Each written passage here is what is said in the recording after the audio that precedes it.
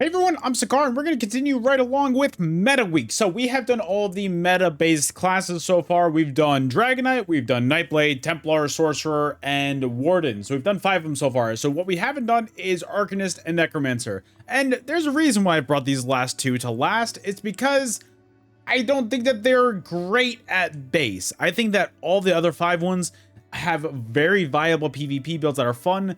This build that I put together for Necromancer, it's a good build, don't get me wrong, but it's the kind of thing where it's like, I highly advise you, unless you're dead set on running Necromancer, I kind of recommend avoiding it, because I think that you have to try way too unbelievably hard just to barely get the same results that other classes give you. So I just want to give that warning right away, but I still advise, if this is something that interests you, if you want to try a little bit of a challenge, I think that this is a good challenge for you guys. So let's get started. All right. So we're gonna be an orc on our Necromancer. There's a bunch of good races that you could do. Stuff like Khajiit. I think Dark Elf will be very good. Even Nord. I think that those are all some pretty good ones, but overall I chose orc for mine. We also have 21 points into magic and 43 points into health to give us a max magic pool of 17.8k, a max health pool of 34.1k. I do think that I'm recording this in a campaign where I do have emperorship, so lower that by about 2,000. I think I'm about like 32,000 health. And then for stamina, 21.1 thousand or 21.5 thousand. Our Mundus is going to be the Thief to increase our overall critical percentage. And then also we're using for our food, we're using Jewels of Misrule, which is going to increase our overall magic and stem recovery by 357. It's also going to increase our max health by about 4,000. And then, as you can see, we're going to be using tripods because tripods are, in my opinion, best in slot for most PvP builds because, I don't know, I like them. So, moving on, let's look at our sets. We're going to be running Mighty Chu Dan as our monster set.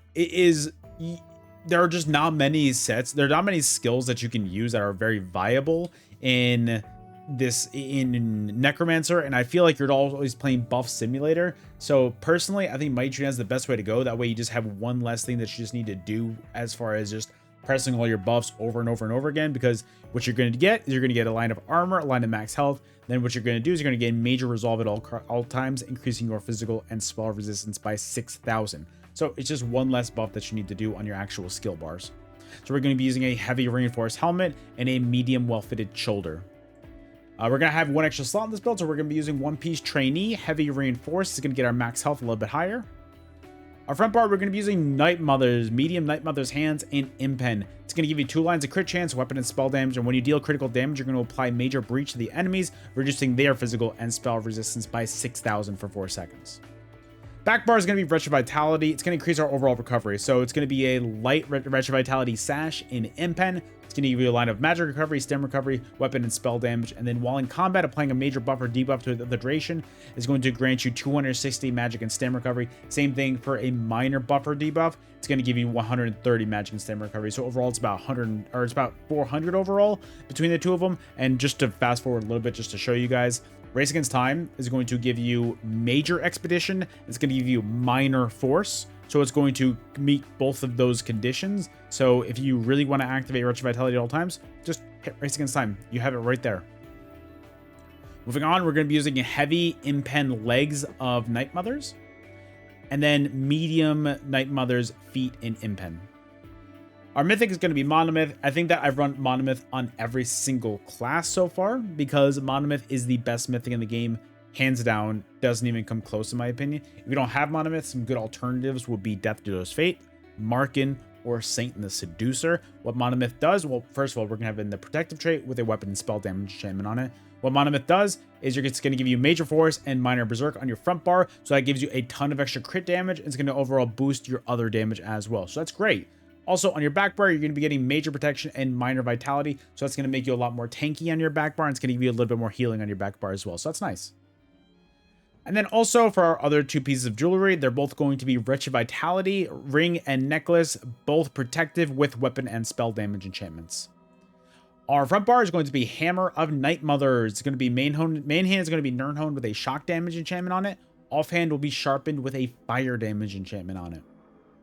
Back bar, we're going to be using Sword and Shield. Sword is going to be Retro Vitality powered with a physical damage enchantment on it. Then offhand, well, then our shield is going to be sturdy with a max health enchantment on it.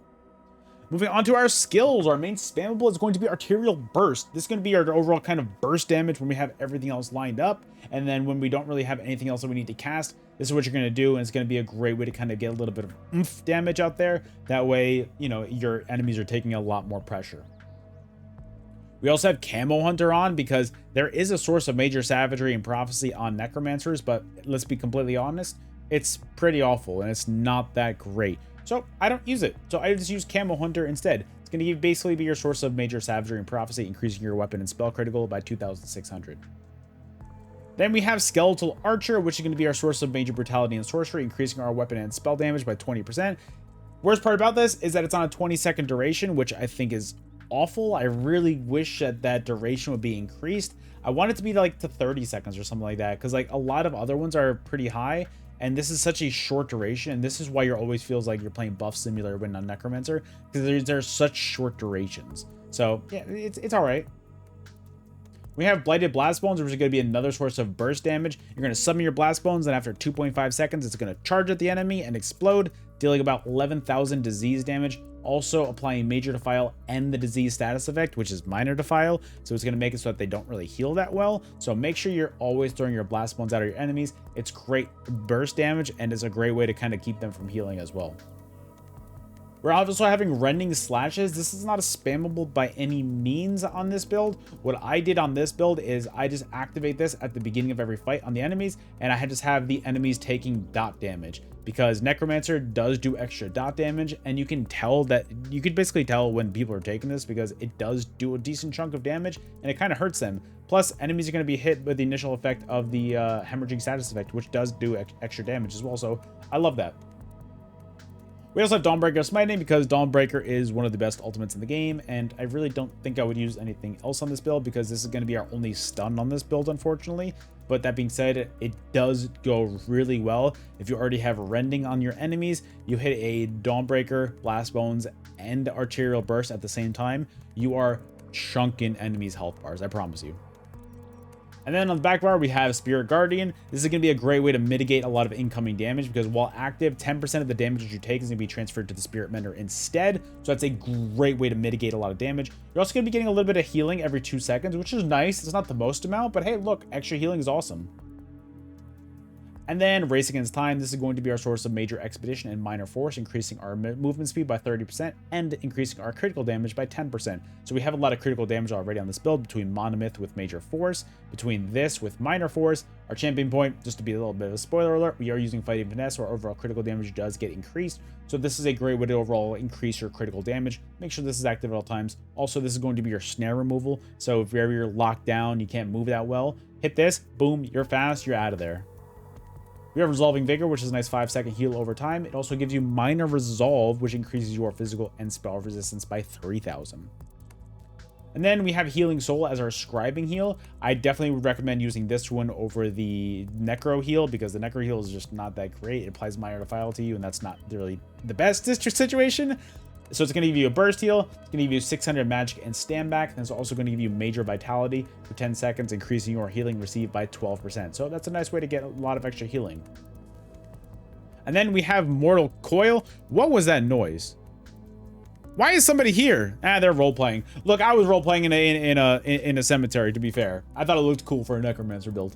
And then Mortal Coil. This is going to be a little bit of a heal over time that's really nice. If you combo this heal with Resolving Vigor, then you also have Spirit Mender out, this is a great way to increase your overall... you're not really dying if you just play defensive with this. You are healing so much. It's so much mitigated damage, and it's great. Also, you're going to be restoring 170 magic and stamina every 2 seconds while the siphoning is active, so it's really good. Also, while slotted, your healing done is increased by 30%, so cool. And then back bar ultimate, we have Spell Wall. This is a nice way to mitigate a lot of incoming damage. Also, it's going to reflect any kind of projectiles that come your way for 7 seconds, so it's a good way to kind of throw some damage back at your enemies too. So it's not just a defensive ult. And then moving on, our champion points are going to be Ironclad, Resilience, Untamed Aggression, and Fighting Finesse for the blue tree.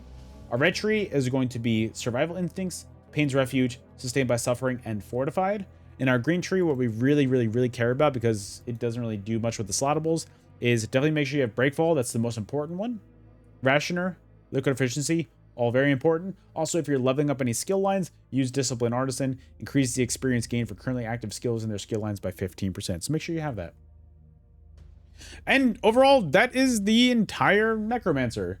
I hope that you guys enjoyed. Like I said before, I don't think that this is on the same par as something like Nightblade, something like DK, something like Warden. I don't think it's even close to that.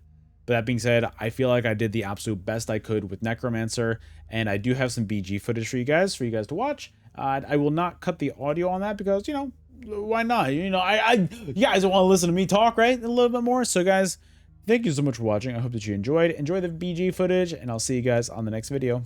Later. Consulting anybody else? Damn, they've got a damage sigil. That's, that dude's getting got right away. Okay, so I need to play smart. We need to kind of play as a unit because that damage sigil can wipe us without a doubt. That damage sigil can 100% wipe us out. So I'm just trying to keep my defenses up. Wow. That's a lot of damage on that dude. I was hoping to get a little bit of the heals myself, but all right. We got to back up. That dude's just taking a lot of those heals right there. All right. I'm going to throw blast modes out. Hopefully I can... That's good. I just did a lot of damage to that dude. I got to just keep on... I can't heal myself. I'm trying. Getting the dots on that guy is huge damage. I'm really glad to be able to get all my buffs up there. I can't believe I didn't die right there, but I'm really happy that I keep on throwing my blast ones into that. But I'm telling you, the sustain's a little rough right now, even with Wretched Vitality, but that's okay. That is okay. This is a rougher match. This is a good one. This is a really good match, so I'm not, like, upset by this. It just feels like my team's slightly outclassed, but I feel like we can kind of work around this. I'm just trying to stay alive and just, like, not really feed too much. That's one down. Okay, okay, that's good. Okay, I feel like we're doing pretty good right there. That's good. That's a good little recovery from our team. This guy can get... I need to back up. I would love a cross heal from somebody else. I'm trying, dude. I've got a lot of heals over time on myself. Okay, so this is the kind of thing where I'm trying to brawl and, like, keep my brawls out. But honestly, what I need to do is I need to play smart, and I need to play kind of defensive for the most part. Because, like, my stamp sustain a little rough, even though, like, I've got good recovery. I think Shadow Menace might be a little bit better for a build like this. Not Shadow, recovery. Serpent Menace. I think that sigils are about to go out. 15 seconds until sigils go out, which is, like... I'm gonna stand halfway between the two. In case that happens. Literally, in case that happens. I think that I can kind of take over this match because of that now. I think that I can put this in a very good spot for us.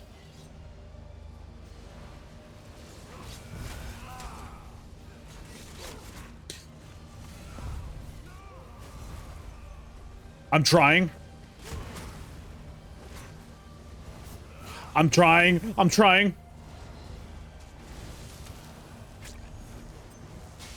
No. I tried, dude. I tried. I just wish that my team was able to push in a little bit more and do a little bit more. I'm 3-1, but, like, at the end of the day, I'm trying as hard as I can to help the team.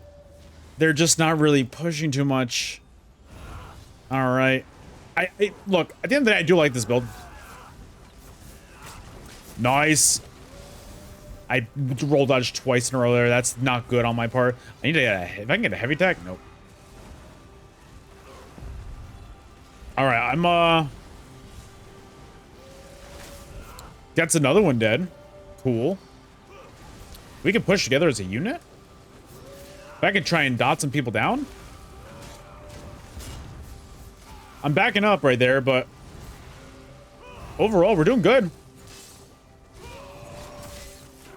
It's a lot of buffs to keep up, and oh my goodness, does it get annoying. I feel like I always just need to rebuff something, and that's one of the biggest gripes that I always have with Necro. Like, dude. That damage is nice there.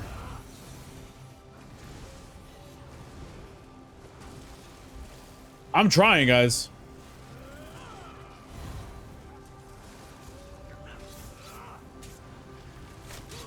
Like, right there, that's like... Come on. Yes! That's good. Yeah, that dude, you know what? We're kind of holding out. Like, as long as I'm, like, going for the right people. Like, if I can target the right people right there. If I can get a rending on that guy, that's huge. That's great. We're in the lead now. Oh, wow. You know, let me get that one. That's more of a... I can throw a blast ones in there, and then I'm going to try and...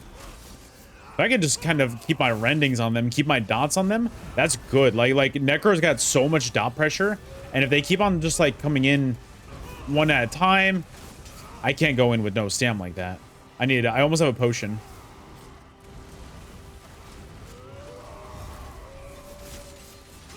That's another one dead. I have such issues with my sustain right now. But, I mean, right there, I'm gonna try and heal that werewolf right there. I'm trying to help where I can. It's tough, though. I think that, you know what, guys? I'm gonna back out because it's close, and I think the sigils are up. And if I'm telling you, if I can get a damage sigil at this one, I don't know what's up here. Ultimate sigil. Okay. Not much, but I don't need it. I don't need it. Our team's about to win anyway. I think I just walked off and I didn't really need to because our team's like fine. I'm trying to heal them.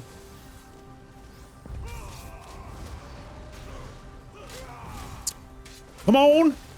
Oh, let's go. That one, just got that at the end. 9-1, baby. And honestly, these are against some decent players too. These are against some decent players too. So like, it's definitely one of those builds that like, it's definitely one of those builds that it's a little bit difficult to play sometimes because it's just buff simulator. But in a situation like this, I think it's solid. I think it's solid. I'll take it. You know what? We're going to make it this a video. This is going to be in the video. So this is good. This is good. This is good. This is good. All right, guys. Thank you guys for watching. I'll see you guys on the next video. Later.